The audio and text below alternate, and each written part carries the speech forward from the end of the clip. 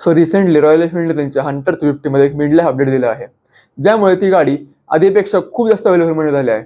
आणि यावेळेस रॉयल एनफिल्डने त्यांच्या कस्टमर्सचे ऐकून सगळे अपडेट दिले आहेत. तर आपण या व्हिडिओमध्ये सगळे अपडेट बघणार आहोत. प्लस मी या व्हिडिओत तुम्हाला सगळ्या व्हेरियंट्सचं ब्रेकडाऊन सांगणार आहे की कुठल्या गाडीचं व्हॅल्यू फॉर मनी आहे और कुठलं नाही घेतलं तरी चालतंय. तर let start with some basics, ज्यामध्ये आपण फर्स्ट ऑफर बोलूत इंजिनबद्दल, जे आधीपेक्षा काहीच चेंज नाहीये. ह्यात तुम्हाला आधीसारखं सेम 349 सीरीजचं एअर कूल्ड इंजिन मिळतं विथ 20 bhp आणि 27 Nm टॉर्क. जे सेम इंजिन तुम्हाला क्लासिकमध्ये और मीटरमध्ये मिळतं.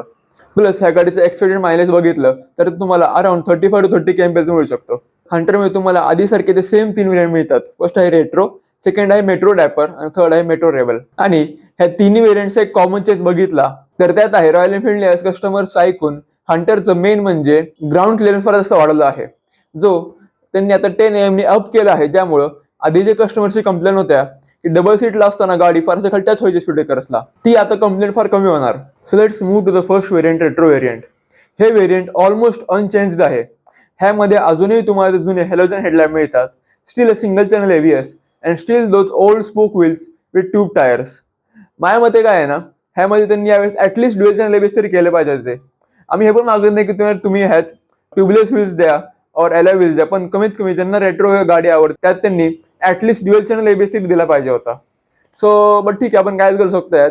आणि तसे बघितलं तर हिची प्राइस तसंही आधीपेक्षा ऑलमोस्ट अनचेंज्ड आहे. सो काय फरक पण नाही पडला पाहिजे लोकांना माझ्यामध्ये, कारण की तसंही इयर टू इयर ते बदलते प्राइस आणि त्यांनी बदलली नाहीये. सो फरकच नाही पडत काय. So let's move to the second variant which is metro dapper variant. माझ्या मते हे variant one of the most value for money variant आहे. कारण की जर तुम्ही फीचरच्या ऍस्पेक्टने बघितलं, प्लस डिझाईनच्या ऍस्पेक्टने तरी बघितलं तर ह्यामध्ये रॉयल एनफिल्डने खूप जास्त चेंजेस केले आहेत. फर्स्टली मेन म्हणजे तुम्हाला ह्या व्हेरियंट पासून आता स्लिप अँड असिस्ट क्लच यायला चालू होतो, जे रॉयल एनफिल्डची फर्स्ट बाईक असणार आहे 353ची, ज्यामुळे तुम्हाला स्लिप अँड असिस्ट क्लच मिळणार आहे. ज्यामुळे आता आधी कस्टमरची फार कंप्लेंट असायची की हंटरचा क्लच थोडा हार्ड आहे आणि अँड इन लॉंग टर्म तर हँडला फार पेन देतोय. सो स्लिप अँड असिस्ट क्लचनी ते फार आता जास्त इझी होणार आहे. प्लस जे लोकांना त्यांची पहिली बाईक असं रॉयल एनफिल्ड घ्यायची आहे त्यासाठी ही बाईक त्यामुळे आता फार जास्त इझी झाली आहे.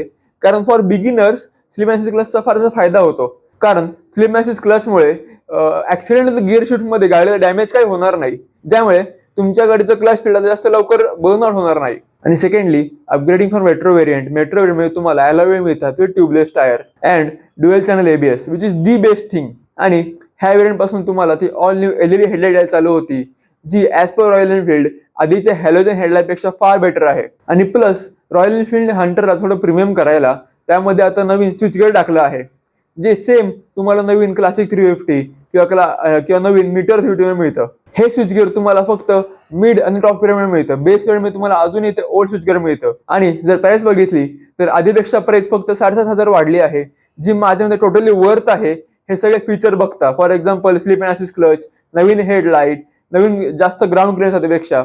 सो माझ्या मते ही प्राइस ऍक्च्युअली फार जास्त भारी आहे कम्पेअर्ड आधीपेक्षा. Now let's move to the last variant which is Metro Rebel. हे व्हेरियंट तुम्हाला एक्झॅक्टली सेम आहे compared to mid variant with only 2 different changes. First of all ह्यात तुम्हाला येतं आता ट्रिप नॅव्हिगेशन आणि secondly some new and funky colours. पण काय माहित का, ट्रिप नॅव्हिगेशन हे फीचर मला फार असं गिमिकी वाटतं, कारण कम्पेअर्ड टू हिमालयन ज्यामुळे तुम्हाला फुल फ्लेज्ड मॅप दिसतो गुगल मॅप्सचा, ते ह्यामध्ये फक्त तुम्हाला ॲरोज दिसतात, जे कधी कधी फार कन्फ्युजिंग असतं. सो माझ्या मते काय आहे ना, ते feature as a gimmicky feature म्हणून समजू शकतो आपण.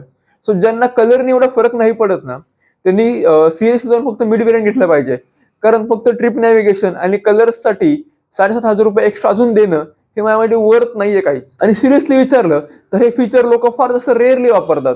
पण जर सिरियसली बोललं तर ह्या व्हेरियंटचे कलर्स आर सिरियसली खूप ऑसम आहेत. So in the and me एवढंच बोलेन की रॉयल एनफिल्ड त्यांच्या हंटर 350 मध्ये काही ग्रेट आणि टेस्टफुल चेंजेस केले आहेत. आणि जर तुमचं बजेट फार शाईड असेल तरच तुम्ही माझ्यामध्ये बेस मॉडेल घेतलं पाहिजे, कारण माझ्यामध्ये ते एवढं फार जास्त व्हॅल्यू फॉर मनी नाहीये. जर तुम्हाला खरंच पॉसिबल असेल तर थोडं जास्त पैसे टाकून त्याचं मिड व्हेरियंट और टॉप व्हेरियंट घ्या, which are definitely worth the price.